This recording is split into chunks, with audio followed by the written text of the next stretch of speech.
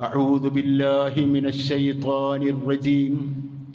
بسم الله الرحمن الرحيم.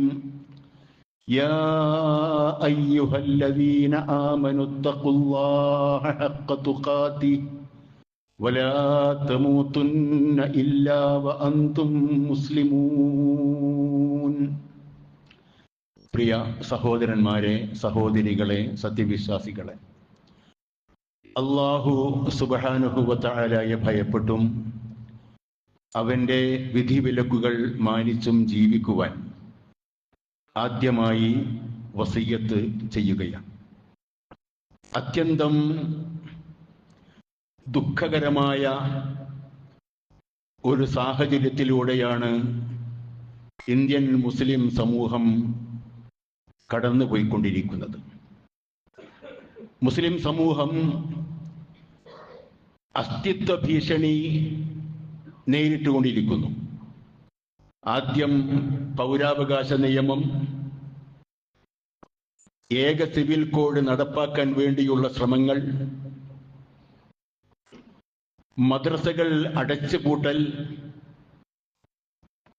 പള്ളികൾ നിൽക്കുന്ന സ്ഥലങ്ങൾ തർക്കപ്രദേശങ്ങളാണെന്ന് ചൂണ്ടിക്കാണിച്ച് കോടതികൾ കയറൽ,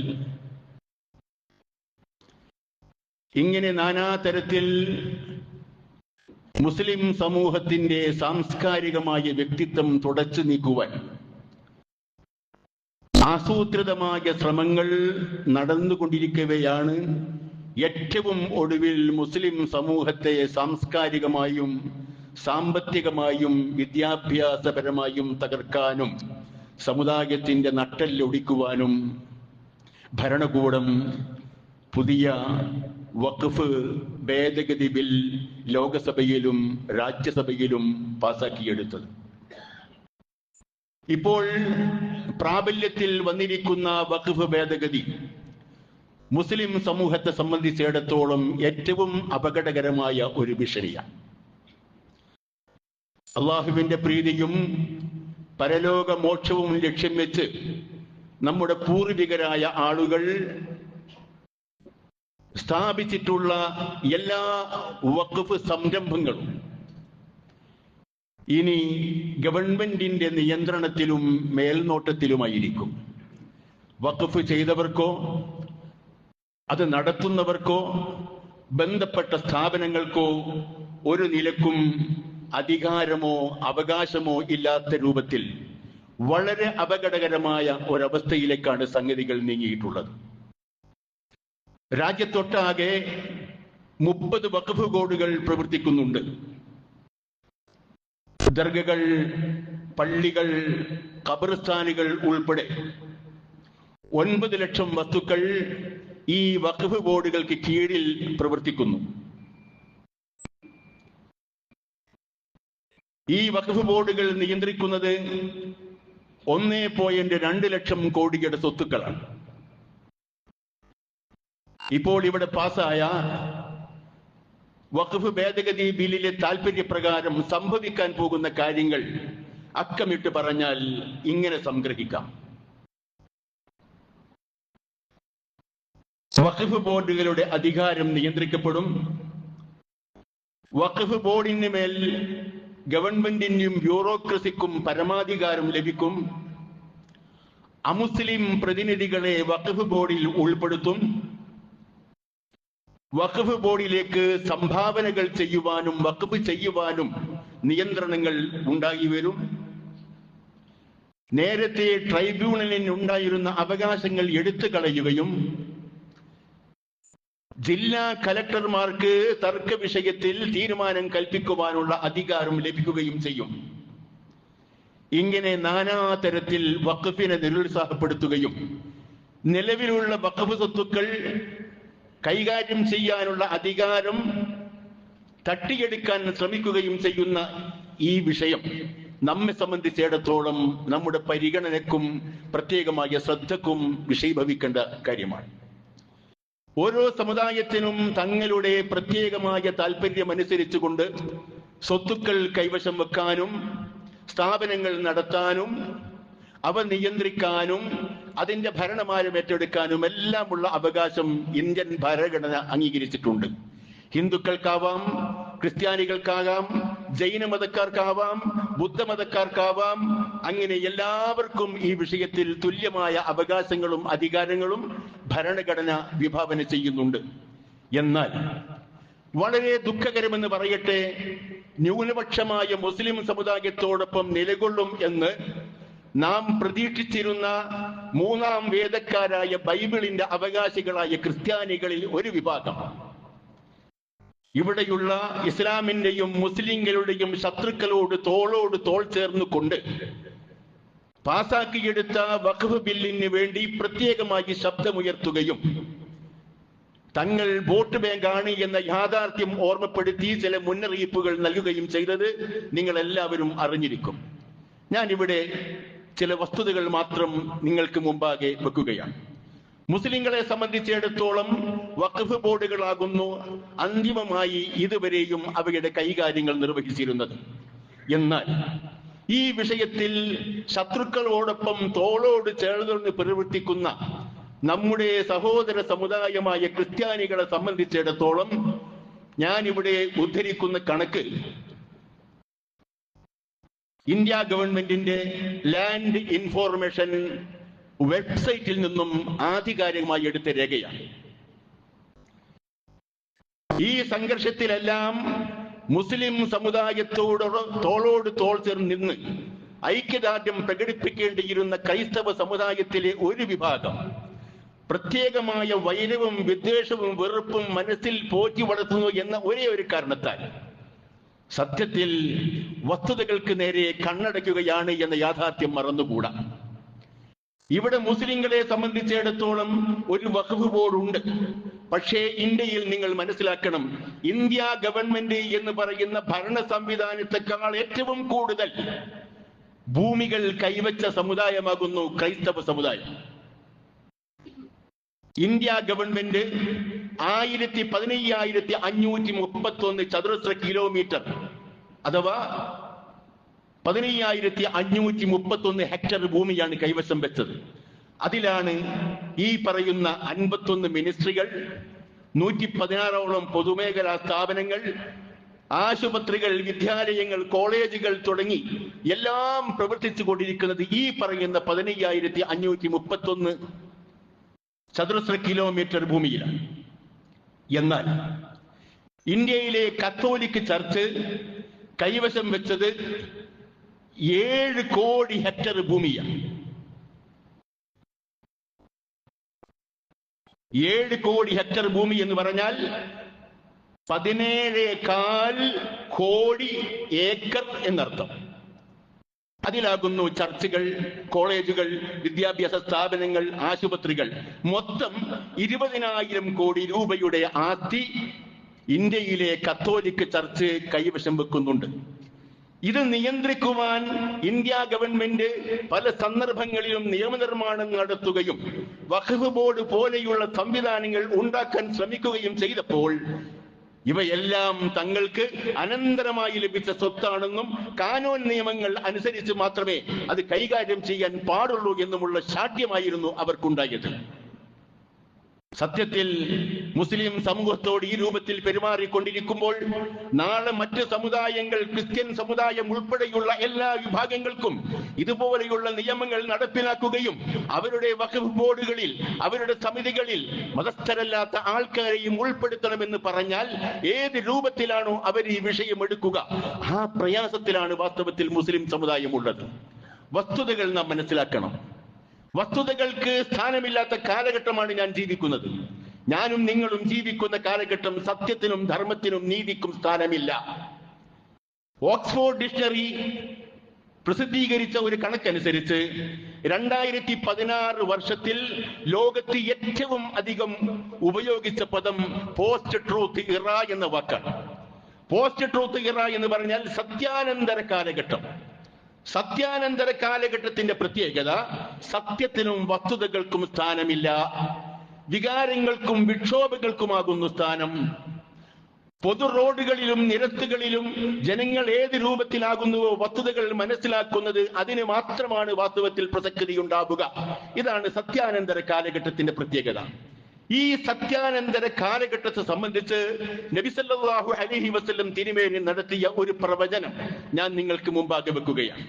ഈ പ്രവചനത്തിലെ ഓരോ വാക്കും എത്ര കൃത്യമായ രൂപത്തിൽ പുലർന്നുകൊണ്ടിരിക്കുന്നു എന്ന് നാം അപഗ്രഹിച്ച് മനസ്സിലാക്കേണ്ടതുണ്ട്.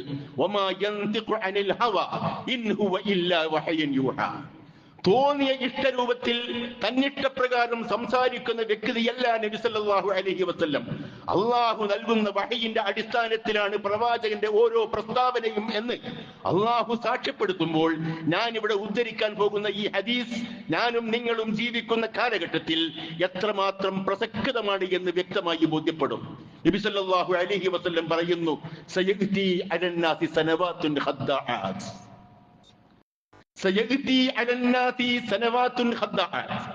ഒരു സത്യാനന്തര കാലഘട്ടം ജനങ്ങൾക്ക് വരാനിരിക്കുന്നു.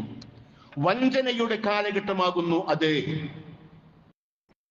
യുസദ്ദഖു ഫീഹൽ കാദിബ്. കള്ളന്മാരായ ആളുകൾ സത്യവാന്മാരായി വാഴ്ത്തപ്പെടും. വയുക്കദ്ദബു ഫീഹസ് സാദിഖ്. സത്യവാന്മാരായ ആളുകൾ കള്ളന്മാരായി മുദ്രകുത്തപ്പെടും. വയുഅ്തമനു ഫീഹൽ ഖായിൻ.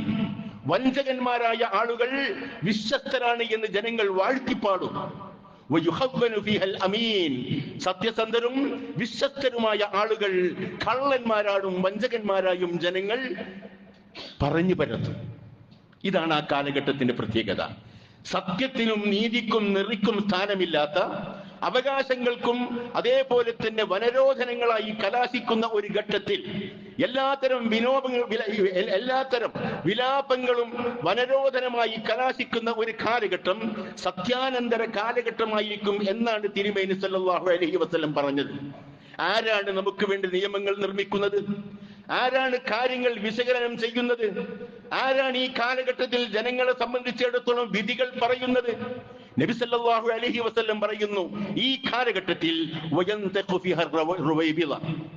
ഈ കാലഘട്ടത്തിൽ സംസാരിക്കാൻ മുന്നോട്ട് വരിക റുവൈബിളയാണ്. സഹാബിമാർ ചോദിക്കുന്നു, റുവൈബിള എന്ന് പറഞ്ഞാൽ എന്താണ് റസൂലേ? നബി സല്ലല്ലാഹു അലൈഹി വസല്ലം പറയുന്നു, അർറജുലു താബിഹു യതകല്ലമു ഫീ ഉമൂരിൽ ആമ്മ. നീചനും നികൃഷ്ടനും വിവരദോഷിയും ക്രിമിനലും സാമൂഹ്യ വിരുദ്ധനുമായ ആൾക്കുള്ള അറബി പദമാകുന്നു താഫിഹ് എന്ന് പറഞ്ഞാൽ. ഇത്തരം താഫിഹായ വിരോധികളായ ക്രിമിനലുകളായ ആളുകൾ ജനങ്ങളുടെ കാര്യങ്ങൾക്ക് വേണ്ടി സംസാരിക്കാൻ മുന്നോട്ട് വരും. അവരായിരിക്കും നിയമനിർമ്മാണങ്ങൾ നടത്തിക്കൊണ്ടിരിക്കുക. അവരായിരിക്കും ഈ നാട്ടിൽ എന്താണ് സത്യം, എന്താണ് അവകാശം നിർണയിക്കാൻ മുന്നോട്ട് വരിക. ഞാൻ ചോദിക്കട്ടെ, നബി സല്ലല്ലാഹു അലൈഹി വസല്ലം തിരുമേനി പറഞ്ഞിട്ടുള്ള ഈ കാലഘട്ടമല്ലേ വാസ്തവത്തിൽ നബി തിരുമേനി പ്രവചിച്ചത്? ഇസ്ലാമിനെ സംബന്ധിച്ചിടത്തോളം ഇസ്ലാമിക ചരിത്രത്തിൽ വഖഫിന്റെ സ്ഥാനം വലുതാണ്. നബി സല്ലല്ലാഹു അലൈഹി വസല്ലമയുടെ കാലഘട്ടം, ഖുലഫാഉർ റാഷിദുകളുടെ കാലഘട്ടം, താബിഈകളുടെയും താബിഈകളുടെയും കാലഘട്ടം, അമവിയ്യ അബ്ബാസിയ്യ കാലഘട്ടം, ഈ കാലഘട്ടങ്ങളിലെല്ലാം മുസ്ലിം സമൂഹത്തിലും സംസ്കാരത്തിലും ഉണ്ടായ മുഴുവൻ നാഗരികതകളുടെയും ഊർജ സ്രോതസ്സായിരുന്നു വഖഫ് എന്ന് പറഞ്ഞാൽ. മുസ്ലിം സമൂഹം വിദ്യാഭ്യാസ സ്ഥാപനങ്ങൾ ഉണ്ടാക്കി, ആതുരാലയങ്ങൾ ഉണ്ടാക്കി, ആശുപത്രികൾ സ്ഥാപിച്ചു, അനാഥാലയങ്ങൾ പണിതു, വൈജ്ഞാനിക ഗവേഷണങ്ങൾക്ക് അടിസ്ഥാനങ്ങൾ പണിതു, ഒരുപാട് വിദ്യാഭ്യാസ കലാകേന്ദ്രങ്ങൾ ഉണ്ടാക്കിയെടുത്തു. ഇതെല്ലാം ആ കാലഘട്ടത്തിൽ ഉണ്ടായ വഖഫ് മുതൽ കൊണ്ടുണ്ടാക്കിയതാണ്. നിഷേധിക്കാൻ സാധ്യമല്ല. ചരിത്രം വളരെ വ്യക്തമായ രൂപത്തിൽ ആ കാലഘട്ടത്തിലെ കഥകൾ നമ്മോട് പറഞ്ഞു തരുന്നുണ്ട്. അള്ളാഹുവിന്റെ പ്രീതിയും പരലോക മോക്ഷവും ലക്ഷ്യം വെച്ച് നാട്ടിന്റെ മുഴുവൻ ക്ഷേമവും മുമ്പിൽ കണ്ട് പുരോഗതിയും വികസനവും മാത്രം ലാക്കാക്കി വ്യക്തികൾ, ഭരണകൂടങ്ങൾ, സാമ്പത്തിക സൗകര്യമുള്ള ആളുകൾ ഈ കാര്യത്തിൽ അള്ളാഹുവിന്റെ പ്രീതി മാത്രം ലക്ഷ്യമാക്കി കോടിക്കണക്കായ സ്വത്തുക്കൾ ഏഷ്യയിലും ആഫ്രിക്കയിലും യൂറോപ്പിലും പാശ്ചാത്യ രാജ്യങ്ങളിലും അമേരിക്കയിലും ഒക്കെ വാസ്തവത്തിൽ ഉണ്ടാക്കിയെടുത്തിട്ടുണ്ട്. അതെല്ലാം വഖഫാണ്. ആ വഖഫ് കൊണ്ടാകുന്നു മുസ്ലിം സമൂഹത്തിന്റെ സാംസ്കാരികമായ സ്ഥാപനങ്ങൾ നടന്നുകൊണ്ടിരിക്കുന്നത്. വിഷയമല്ല. എന്താണ് വഖഫ്? നമ്മൾ ചിന്തിക്കും. ഈ വഖഫിനെ സംബന്ധിച്ചുള്ള വിവാദങ്ങൾ കത്തുമ്പോൾ മുസ്ലിം സമൂഹത്തിന്റെ മനസ്സിൽ വഖഫിനെ സംബന്ധിച്ചുള്ള വ്യക്തമായ ബോധ്യമുണ്ടാവണം. എന്താണ് വഖഫ്? എന്താണ് വഖഫിന്റെ ചരിത്രം? വഖഫ് കൊണ്ട് ഇസ്ലാമിക സമൂഹത്തിനുണ്ടായ നേട്ടങ്ങൾ എന്തൊക്കെയാണ്? വഖഫ് എന്ന് പറഞ്ഞാൽ അറബി ഭാഷയിലെ 3 അക്ഷരമാണ്. വഖഫ എന്ന് പറഞ്ഞാൽ പിടിച്ചു നിർത്തി, ബന്ധനസ്ഥമാക്കി, അത് നിയന്ത്രണിച്ച രൂപത്തിൽ, അതിന്റെ വരുമാനങ്ങൾ ഉണ്ടാവുന്ന രൂപത്തിൽ ആ സ്വത്ത് ദാനം ചെയ്തു. ഇതാണ് വഖഫ്. മൂലവസ്തു നിലനിർത്തി അതിന്റെ ഫലം മറ്റുള്ളവർക്ക് പ്രയോജനപ്പെടുത്താൻ സാധിക്കുന്ന സംവിധാനമാണ് വഖഫ്. ഇത് ഇസ്ലാമിലൊരു വലിയ സാമ്പത്തിക സ്ഥാപനമാണ്. നബി സല്ലല്ലാഹു അലൈഹി വസല്ലം തിരുമേനി അത് പ്രോത്സാഹിപ്പിച്ചിട്ടുണ്ട്. വഖഫ് എന്ന് പറയുമ്പോൾ അതിൽ 4 ഘടകങ്ങളുണ്ട്. 4 ഘടകങ്ങൾ. 1 വാഖിഫ്, 2 മൗഖൂഫ് അലൈഹി, 3 മൗഖൂഫ്, 4-മത്തേത് സീഗത്തുൽ വഖഫ്. വാഖിഫ് എന്ന് പറഞ്ഞാൽ ആരാണോ വഖഫ് ചെയ്യുന്നത് ആ വ്യക്തിയാണ്. ആരാണോ വഖഫ് ചെയ്യുന്നത് അതാണ് വാഖിഫ്. 2-മത് പറയുന്നു മൗഖൂഫ് അലൈഹി. ആർക്കാണോ നിങ്ങൾ വഖഫ് ചെയ്യുന്നത് ആ സ്ഥാപനമാണ്. പള്ളിയാകാം, മദ്രസയാകാം, അനാഥാലയമാകാം, ആശുപത്രികളാവാം, ആതുരാലയങ്ങളാവാം, അങ്ങനെയുള്ള ധാരാളക്കണക്കിൽ തുറകളുണ്ടല്ലോ. അത് മൗഖൂഫുൻ അലൈഹി എന്ന രൂപത്തിലാകുന്നു അതറിയപ്പെടുക. 3-മത്തേത് മൗഖൂഫ് എന്ന് പറഞ്ഞാൽ വഖഫ് ചെയ്യുന്ന വസ്തുവാണ്. വഖഫ് ചെയ്യുന്ന വസ്തു എന്ന് പറഞ്ഞാൽ അത് സ്റ്റേറ്റുകളാവാം, ബിൽഡിങ്ങുകളാവാം, വ്യവസായങ്ങളാവാം, വ്യാപാരങ്ങളാവാം. അങ്ങനെ ഏതെല്ലാം തുറകളിലൂടെ സമ്പത്ത് കുന്നുകൂടുന്നുവോ ആ തുറകളെല്ലാം തന്നെ മൗഖൂഫ് എന്ന് പറയുന്ന പരിധിയിൽപ്പെടുന്നു. 4-മത്തേത് സീഗത്തുൽ വഖഫ്. സീഗത്തുൽ വഖഫ് എന്ന് പറഞ്ഞാൽ വഖഫിന്റെ സീഗ, വാക്കാലോ രേഖാമൂലമോ നിങ്ങൾക്ക് വഖഫ് ചെയ്യാം. ഇന്ത്യയെ സംബന്ധിച്ചിടത്തോളം പുരാതന കാലഘട്ടത്തിൽ പ്രായമുള്ള ആളുകൾ, സാമ്പത്തിക ശേഷിയുള്ള ആളുകൾ മക്കളോട് വാക്കാൽ പറയും, മക്കളെ എന്റെ ഈ പറമ്പ് പള്ളിക്ക് വഖഫ് ചെയ്തിരിക്കുന്നു. അത് രേഖയാണ്, അലിഖിതമായ ഒരു പ്രമാണമാകുന്നു. അത് മദ്രസയ്ക്ക് വേണ്ടി ഇത്ര, സ്കൂളിന് വേണ്ടി ഇത്ര, യതീംഖാനകൾക്ക് വേണ്ടി ഇത്ര, വിദ്യാഭ്യാസ പ്രവർത്തനങ്ങൾക്ക് വേണ്ടി ഇത്ര, മക്കളെ എന്റെ സ്വത്തിൽ ഇത്ര അംശം ഞാനിതാ വഖഫ് ചെയ്തിരിക്കുന്നു എന്ന് വാക്കാൽ ഒരു പിതാവ് മക്കളോട് പറഞ്ഞാൽ അത് പ്രമാണമാണ്, രേഖയാണ്, അനിഷേധ്യമായ രൂപത്തിൽ അത് അംഗീകരിക്കപ്പെടണം. ഇനി ഈ വാക്കാലുള്ള പ്രമാണങ്ങൾക്ക് ഒരിക്കലും സ്ഥാനമുണ്ടാകാൻ പോകുന്നില്ല. വാക്കാലുള്ള വഖഫ് അംഗീകരിക്കപ്പെടുകയില്ല എന്നാണ് ഈ പുതിയ ഭേദഗതികൾ മുഖേന വരാൻ പോകുന്ന ഒരു കാര്യം. വഖഫിനെ സംബന്ധിച്ച് പ്രോത്സാഹജനകമായ രൂപത്തിൽ നബി സല്ലല്ലാഹു അലൈഹി വസല്ലം നൽകിയ നിർദ്ദേശങ്ങൾ ഞാൻ ഇവിടെ പറയാം. നബി സല്ലല്ലാഹു അലൈഹി വസല്ലം പറഞ്ഞു, ഒരു മനുഷ്യൻ മരിച്ചു കഴിഞ്ഞാൽ, ഒരു മനുഷ്യൻ മരണപ്പെട്ടു കഴിഞ്ഞാൽ മരണാനന്തരം അയാൾക്ക് പ്രതിഫലമായി ലഭിക്കുന്ന തുറകൾ ഈ പറയുന്ന കാര്യങ്ങളാകുന്നു. 1 ഇൽമൻ അല്ലമഹു വനശറഹു, അയാൾ പഠിപ്പിച്ച വിദ്യാഭ്യാസം അല്ലെങ്കിൽ പ്രചരിപ്പിച്ച വിദ്യാഭ്യാസ സംവിധാനങ്ങൾ. ഔ വലദൻ സാലിഹൻ തറകഹു, അയാൾ വിട്ടേച്ചു പോയ സദ്വൃത്തനായ മക്കൾ അയാൾക്ക് വേണ്ടി പ്രാർത്ഥിക്കും. 2-മത്തെ കാര്യം. ഔ മുസ്ഹഫൻ വർറസഹു, അല്ലെങ്കിൽ അയാൾ അനന്തരമായി പള്ളിയിലോ സ്ഥാപനങ്ങളിലോ വെച്ചിട്ടുള്ള ഒരു മുസ്ഹഫ്. ഔ ബൈതൻ ബനാഹു, അല്ലെങ്കിൽ അയാൾ ഉണ്ടാക്കിയെടുത്ത ഒരു ഭവനം.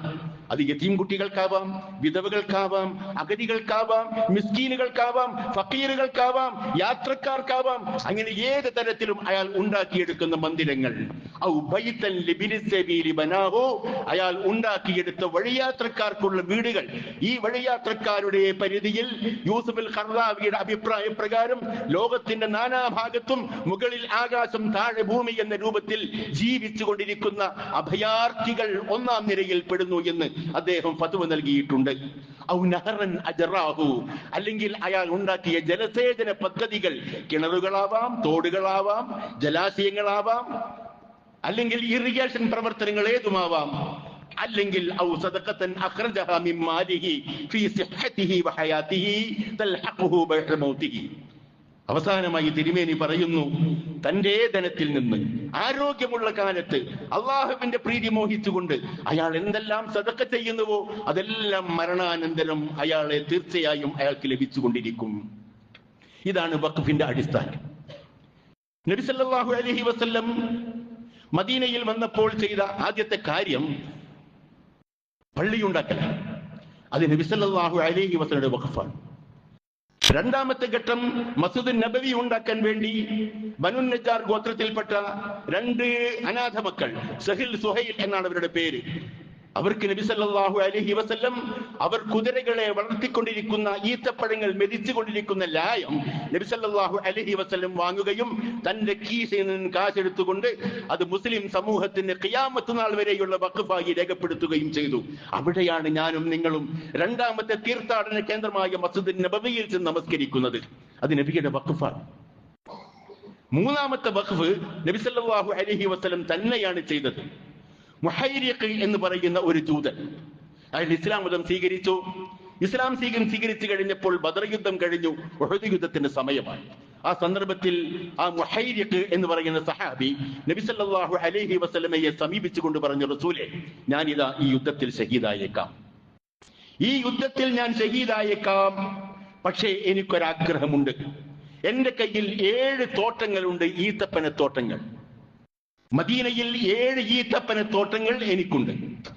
എന്റെ മരണശേഷം അങ്ങ് അള്ളാഹു കാണിച്ചു തരുന്ന രൂപത്തിൽ ഈ സ്വത്ത് വിനിയോഗിച്ചുകൊണ്ട് ഇസ്ലാമിന് വേണ്ടി വഖഫ് ചെയ്യണം. നബി സല്ലല്ലാഹു അലൈഹി വസല്ലം തിരുമേനി മുഹൈരിഖ് ഷഹീദായതിന് ശേഷം ചെയ്ത ആദ്യത്തെ പണി ഈ തോട്ടങ്ങൾ മുഹൈരിഖിന് വേണ്ടി മുസ്ലിം സമൂഹത്തിന് ആവശ്യമായ രൂപത്തിൽ വഖഫ് ചെയ്യുകയാകുന്നു. അതാണ് നബി സല്ലല്ലാഹു അലൈഹി വസല്ലം ചെയ്തിട്ടുള്ള ഏറ്റവും പ്രധാനപ്പെട്ട വഖഫ്. അത് മുഹൈരിഖിന്റെ സ്വത്തായിരുന്നു. മദീനയിൽ സത്യവിശ്വാസികളെല്ലാം വന്നപ്പോൾ നബി സല്ലല്ലാഹു അലൈഹി വസല്ലം ഒരു കാര്യം മനസ്സിലാക്കി, വെള്ളത്തിന് നല്ല ക്ഷാമമുണ്ട്, കുടിവെള്ളം കിട്ടാനില്ല, കിണറുകളില്ല, ജലാശയങ്ങളില്ല, ആളുകൾ ദാഹിച്ചു വലയുന്നു. ആ സന്ദർഭത്തിൽ തിരുമേനി സല്ലല്ലാഹു അലൈഹി വസല്ലം ഒരു ജൂതന്റെ കയ്യിലുണ്ടായിരുന്ന റൂമ എന്ന് പറയുന്ന കിണർ ആരെങ്കിലും വാങ്ങി മുസ്ലിം സമൂഹത്തിന് വഖഫ് ചെയ്യുകയാണെങ്കിൽ അല്ലാഹു സുബ്ഹാനഹു വ തആല അയാൾക്ക് സ്വർഗം നൽകും എന്ന് പറഞ്ഞു. റൂമ എന്ന് പറയുന്ന കിണർ ആരെങ്കിലും വാങ്ങി വഖഫ് ചെയ്താൽ വലഹു മഅ ബിലാദലാഇൽ മുസ്ലിമീന, മുസ്ലിം സമൂഹത്തോടൊപ്പം താനും വെള്ളം ഉപയോഗിക്കുന്ന രൂപത്തിൽ സമാവകാശമായി ആരെങ്കിലും വഖഫ് ചെയ്താൽ അയാൾക്ക് സ്വർഗത്തിലും ഇതേപോലെയുള്ള സൗകര്യങ്ങൾ അള്ളാഹു ചെയ്യും. അത് കേട്ടപ്പോൾ ഉസ്മാൻ ഇബ്നു അഫ്ഫാൻ റളിയല്ലാഹു അൻഹു 30,000 ദിർഹം കൊടുത്തുകൊണ്ട് ആ കിണർ വാങ്ങുകയും ഇസ്ലാമിന് വേണ്ടി വഖഫ് ചെയ്യുകയും ചെയ്തു. ബിർ റൂമ എന്ന് പറയുന്നത് ഉസ്മാൻ ഇബ്നു അഫ്ഫാൻ വഖഫായി നൽകിയ കിണറാകുന്നു. അത് മുസ്ലിം സമൂഹത്തിന് ഉപയോഗിക്കാവുന്ന രൂപത്തിൽ അദ്ദേഹം വഖഫ് ചെയ്തു. ഇസ്ലാമിലേക്ക് ഏറ്റവും അവസാനമായി കടന്ന വ്യക്തിയാണ് ഖാലിദ് ബിൻ വലീദ് റളിയല്ലാഹു അൻഹു. ഖാലിദ് ബിൻ വലീദ് പല സന്ദർഭങ്ങളിലും പറയുന്ന അഭിപ്രായങ്ങൾ യുദ്ധത്തിന്റെ വിഷയത്തിൽ നബി സല്ലല്ലാഹു അലൈഹി വസല്ലം മുഖവിലക്കെടുക്കും. അബൂബക്കർ സിദ്ദീഖ്, ഉമർ റളിയല്ലാഹു അൻഹു തുടങ്ങിയ പ്രബലരായ സീനിയർ സഹാബികൾ മുമ്പിലിരിക്കുമ്പോഴും ഖാലിദിന്റെ ചില അഭിപ്രായങ്ങൾക്ക് അദ്ദേഹം വല്ലാതെ പ്രാധാന്യം കൊടുക്കും നബി തിരുമേനി. ഇത് പലർക്കും അനവസരമുണ്ടായി. അങ്ങനെ ഒരു ഘട്ടത്തിൽ ഖാലിദ് റളിയല്ലാഹു അൻഹുവിനെതിരിൽ ചില വർത്തമാനങ്ങൾ നബിയുടെ സന്നിധിയിൽ വെച്ച് സഹാബിമാർ രേഖപ്പെടുത്തിയപ്പോൾ തിരുമേനി പറഞ്ഞ വാക്കുകൾ നിങ്ങൾ ശ്രദ്ധിക്കണം. അമ്മ ഖാലിദ് ഫഇന്നകും തളിമൂന ഖാലിദ്, ഖാലിദിന്റെ കാര്യം നിങ്ങൾ പറഞ്ഞല്ലോ, ഖാലിദിനോട് നിങ്ങൾ കുറെ അന്യായം ചെയ്യുന്നുണ്ട്. സംസാരത്തിലും പെരുമാറ്റത്തിലും ജൂനിയറാണ് എന്ന് പറഞ്ഞുമെല്ലാം കൊണ്ട് അദ്ദേഹത്തെ നിങ്ങൾ വല്ലാതെ വേദനിപ്പിക്കുന്നുണ്ട്. എന്നാൽ നിങ്ങൾ അറിയണം, ഫഖദ് ഹസബസ വഖഫ അദ്റാഅഹു വഅതാദുഹു ഫീ സബീലില്ലാഹ്, അദ്ദേഹത്തിന്റെ കുന്തവും യുദ്ധോപകരണങ്ങളും അങ്ങനെ യുദ്ധത്തിന് ഉപയോഗപ്പെടുത്തുന്ന എല്ലാ സാമഗ്രികളും അള്ളാഹുവിന്റെ മാർഗത്തിൽ വഖഫ് ചെയ്ത മഹാവ്യക്തിയാണ് അദ്ദേഹം. ഒരിക്കലും നിങ്ങൾ ഖാലിദിനെ വില കുറച്ച് കാണാൻ പാടില്ല എന്ന് നബി സല്ലല്ലാഹു അലൈഹി വസല്ലം സഹാബിമാരെ ഉപദേശിക്കുകയാണ്. ബുഖാരിയും മുസ്ലിമും ഉദ്ധരിച്ച ഹദീസാണിത്. പിന്നെയുള്ളത് ഉമർ റളിയല്ലാഹു അൻഹുവിന്റെ വഖഫാണ്. ആ വഖഫിൽ ഉണ്ടാക്കി വെച്ച നിയമങ്ങളാണ് ഇന്നും ഈ കാലഘട്ടത്തിൽ വഖഫ് നിയമങ്ങൾക്ക് ആധാരമായി ലോക ചരിത്രത്തിൽ കാണുന്നത്. വഖഫിനെ സംബന്ധിച്ച് ഇസ്ലാമിക ഫിഖ്ഹിൽ ധാരാളക്കണക്കിൽ വാചാരമായി സംസാരിക്കുന്നുണ്ട്. വഖഫിന്റെ അവകാശങ്ങൾ, വഖഫിന്റെ രൂപങ്ങൾ, വഖഫിനുള്ള ചട്ടങ്ങൾ, വ്യവസ്ഥകൾ, ചിട്ടകൾ, അത് ഏത് രൂപത്തിൽ കൈകാര്യം ചെയ്യണം, എങ്ങനെ തലമുറകളായി വഖഫിന്റെ സ്വത്തുക്കൾ കൈകാര്യം ചെയ്യേണ്ടതുണ്ട് എന്നിത്യാദി വിഷയങ്ങളൊക്കെ വളരെ സമഗ്രമായ രൂപത്തിൽ ഫിഖ്ഹിന്റെ കിതാബുകളിൽ കാണാൻ സാധിക്കും. ആ പ്രമാണങ്ങളിൽ അടിസ്ഥാനമായ ഒരു പ്രമാണമാണ് ഉമർ റളിയല്ലാഹു അൻഹു ഖൈബറിലുള്ള സ്വത്ത് വഖഫ് ചെയ്തപ്പോൾ ഉണ്ടാക്കിയെടുത്ത പ്രമാണത്തിലെ രേഖകൾ. ഞാനത് വിശദീകരിക്കാം. നബി സല്ലല്ലാഹു അലൈഹി വസല്ലം തിരുമേനി ജീവിക്കുന്ന കാലഘട്ടത്തിൽ ഉമർ റളിയല്ലാഹു അൻഹു പറയുകയാണ്, ഉമർ റളിയല്ലാഹു അൻഹുവിന് ഖൈബർ യുദ്ധത്തിൽ ഗനീമത്തായി കുറെ വസ്തു ലഭിച്ചു. ഒരു നല്ല ഭൂമി അദ്ദേഹത്തിന് ലഭിച്ചു. അത് കിട്ടിയപ്പോൾ അദ്ദേഹം നബിയെ സമീപിച്ചുകൊണ്ട് പറഞ്ഞു, റസൂലേ, ഇന്നി അസബത്തു അർളൻ ബി ഖൈബർ, ഖൈബറിൽ എനിക്കൊരു ഭൂമി പതിച്ചു കിട്ടിയിട്ടുണ്ട്. എനിക്ക് ഏറ്റവും വിലപ്പെട്ട, ഞാൻ പ്രിയങ്കരമായി കരുതുന്ന ഭൂമിയാണ്. അതെനിക്ക് വേണ്ട. ഞാനത് അള്ളാഹുവിന്റെ മാർഗത്തിൽ വഖഫ് ചെയ്യാൻ ആഗ്രഹിക്കുകയാണ്. എന്താണ് അങ്ങക്ക് പറയാനുള്ളത്? നോക്കൂ, ഖൈബറിൽ ആ കാലഘട്ടത്തിൽ കോടിക്കണക്കിൽ വില മതിക്കുന്ന ഭൂമി നബി സല്ലല്ലാഹു അലൈഹി വസല്ലമയെ സമീപിച്ചുകൊണ്ട് ഉമർ ഇബ്നുൽ ഖത്താബ് റളിയല്ലാഹു അൻഹു പറയുന്നു, അങ്ങ് കാണുന്ന രൂപത്തിൽ അത് ഉപയോഗിച്ചുകൊള്ളൂ. നബി സല്ലല്ലാഹു അലൈഹി വസല്ലം തിരുമേനി അദ്ദേഹത്തോട് പറയുകയാണ്, ഇൻ ശിഅത ഹബസ്ത അസ്ലഹു വതസദ്ദഖ ബിഹ. ഉമറെ, നിങ്ങൾക്ക് വേണമെങ്കിൽ അതിന്റെ അസൽ എന്ന് പറഞ്ഞാൽ ആ സ്വത്ത് നിങ്ങൾക്ക് തന്നെ കൈവശം വെച്ചുകൊണ്ട് അതിന്റെ വരുമാനങ്ങൾ നിങ്ങൾക്ക് വഖഫ് ചെയ്യാം. അതിന്റെ വരുമാനം നിങ്ങൾക്ക് കാലാകാലം മുസ്ലിം സമൂഹത്തിന് പ്രയോജനപ്പെടുന്ന രൂപത്തിൽ വഖഫ് ചെയ്യാം എന്ന് ഉമറിനെ നബി സല്ലല്ലാഹു അലൈഹി വസല്ലം ഉപദേശിക്കുകയാണ്. ആ സന്ദർഭത്തിൽ ഉണ്ടാക്കിയ പ്രമാണം ലാ യുബാഉ വലാ യുഹബു വലാ യൂറസു وتصدق بها في الفقراء وفي ذي القربى وفي الرقاب وفي سبيل الله وبن السبيل والضيف. നോക്കണം, എന്താണ് പ്രമാണം എന്നറിയാം. ആ സ്വത്ത് വിൽക്കാൻ പാടില്ല, അത് ഇഷ്ടദാനമായി കൊടുക്കാൻ പാടില്ല, അത് അനന്തര സ്വത്തിൽ ഉൾപ്പെടുത്താൻ പാടില്ല. എന്നിട്ടോ അതിന്റെ വരുമാനം ഫുഖറാ, മസാക്കീൻ, അടുത്ത ബന്ധുക്കൾ, അകന്ന ബന്ധുക്കൾ, അടിമമോചനത്തിന്, അള്ളാഹുവിന്റെ മാർഗത്തിൽ യാത്രക്കാർ, അഭയാർത്ഥികൾ, അതിഥികൾ, അഗതികൾ, പാവങ്ങൾ, വിധവകൾ, സാധുക്കൾ, ഇവരുടെ ഉന്നമനത്തിനും ഉത്കർഷത്തിനും വേണ്ടി ഉപയോഗപ്പെടുത്തണം അതിന്റെ വരുമാനം. ഇതാണ് ഇസ്ലാമിൽ വഖഫിന്റെ പ്രമാണമായി ഇന്നേ വരെ അനുവർത്തിച്ചു വരുന്ന കാര്യങ്ങൾ. അവസാനമായി നബി സല്ലല്ലാഹു അലൈഹി വസല്ലം തിരുമേനിയെ സമീപിക്കുന്ന വ്യക്തി അബൂ തൽഹ എന്ന് പറയുന്ന ഉദാരമതിയാണ്. ബൈറുഹ എന്ന് പറയുന്ന ഒരു തോട്ടം ഉണ്ടായിരുന്നു അദ്ദേഹത്തിന്, വളരെ പ്രിയപ്പെട്ട ഒരു തോട്ടം. പരിശുദ്ധ ഖുർആനിലെ ഒരു സൂക്തം ഇറങ്ങി, ലൻ തനാലുൽ ബിർറ ഹത്താ തുൻഫിഖൂ മിമ്മാ തുഹിബ്ബൂൻ.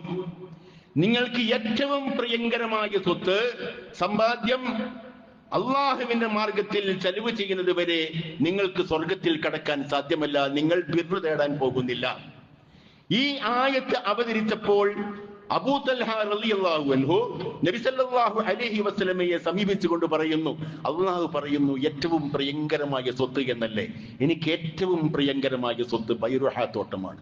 ചന്തം തുളുമ്പിടും ബൈറുഹ എന്ന ഈത്തപ്പനയുടെ തോട്ടം, മുന്തിരിങ്ങക്കുല കോർത്ത തോരണ പന്തലണിഞ്ഞൊരു തോട്ടം, തൈകളിൽ മിന്നുക, കായകൾ മിന്നിത്തിളങ്ങുന്നു എന്ന് പറയുന്ന ആ ബൈറുഹ തോട്ടത്തിന്റെ വളരെ സന്തോഷകരമായ വർണ്ണന അബൂ സഹലയെ പോലെയുള്ള ഇസ്ലാമിക പണ്ഡിതന്മാർ രേഖപ്പെടുത്തിയിട്ടുണ്ട്.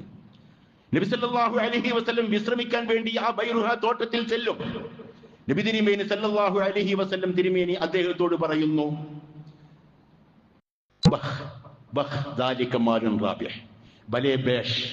അതൊരു ലാഭകരമായ സമ്പാദ്യമാകുന്നു, സ്വത്താകുന്നു.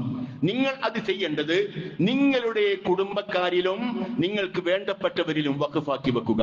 അബൂ തൽഹ റളിയല്ലാഹു അൻഹു ആ ഉപദേശം മാനിച്ചുകൊണ്ട് തന്റെ പിതൃവ്യന്മാർ പാവങ്ങളായിരുന്നു, അവരുടെ മക്കൾ പാവങ്ങളായിരുന്നു, അവർക്ക് പ്രയോജനം ലഭിക്കുന്ന രൂപത്തിൽ അവർക്ക് വഖഫാക്കി. ഇത് ഇസ്ലാമിൽ അംഗീകരിക്കപ്പെട്ട വഖഫാണ്. അതിനുശേഷം ഖുലഫാഉർ റാഷിദുകൾ കഴിഞ്ഞു, അമവിയ്യ ഭരണം വന്നു, അബ്ബാസിയ ഭരണം വന്നു. ആ കാലഘട്ടങ്ങളിലെല്ലാം ലോകത്തിന്റെ നാനാഭാഗത്തും ഇതേപോലെയുള്ള ധാരാളക്കണക്കിന് വഖഫ് സ്വത്തുക്കൾ ഉണ്ടായി. നമ്മെ സംബന്ധിച്ചിടത്തോളം കൃത്യമായി പറയാം, സഹോദര സമുദായത്തിന് ബ്രിട്ടീഷുകാർ കൊടുത്തുപോയതുപോലെ ലക്ഷക്കണക്കിൽ ഏക്കറുകൾ നമുക്കാരും തന്നിട്ടില്ല. നമുക്ക് തന്നത് നമ്മുടെ പൂർവികരായ ആളുകൾ അള്ളാഹുവിന്റെ വജ്ഹ് മോഹിച്ചുകൊണ്ടുണ്ടാക്കിയ വഖഫ് സ്വത്തുക്കൾ മാത്രമാണ്. മുഗളന്മാർ തന്നിട്ടില്ല, ബ്രിട്ടീഷുകാർ തന്നിട്ടില്ല, ഒരു പണക്കാരനും തന്നിട്ടില്ല. അള്ളാഹുവിന്റെ വജ്ഹ് മോഹിച്ചുകൊണ്ട് പാവങ്ങളായ സത്യവിശ്വാസികൾ അരയും തലയും മുറുക്കി ഉണ്ടാക്കിയ വരുമാനത്തിന്റെ ഓഹരി അള്ളാഹുവിന് കിടക്കട്ടെ എന്ന് കരുതി ഖിയാമത്ത് നാൾ വരെ പ്രയോജനപ്പെടുന്ന രൂപത്തിൽ വഖഫാക്കി വെച്ച സ്വത്തുക്കളാണ്. അല്ലാഹു സുബ്ഹാനഹു വ തആല അതിന്റെ സംരക്ഷണത്തിന് വേണ്ടി രംഗത്തിറങ്ങാൻ നമുക്കെല്ലാവർക്കും തൗഫീഖ് നൽകുമാറാവട്ടെ. പൗരത്വ നിയമത്തിന്റെ വിഷയത്തിൽ ഏതൊരു ഉത്കണ്ഠ ഈ സമുദായം പങ്കുവെച്ചുവോ അതേപോലെയുള്ള ഉത്കണ്ഠയും ആശങ്കയും തീർച്ചയായും മുസ്ലിം സമുദായത്തിൽ ഉണ്ട് എന്ന് സമീപകാല സംഭവങ്ങൾ ചൂണ്ടിക്കാട്ടുന്നുണ്ട്. ആ നിലയ്ക്ക് മുസ്ലിം സമുദായം ഈ പ്രശ്നത്തിന്റെ എല്ലാ ഗൗരവവും ഉൾക്കൊണ്ട് മതനിരപേക്ഷമായി ചിന്തിക്കുന്ന മറ്റ് മതസ്ഥരെയും രാഷ്ട്രീയക്കാരെയും കൂടി ഉൾപ്പെടുത്തിക്കൊണ്ട്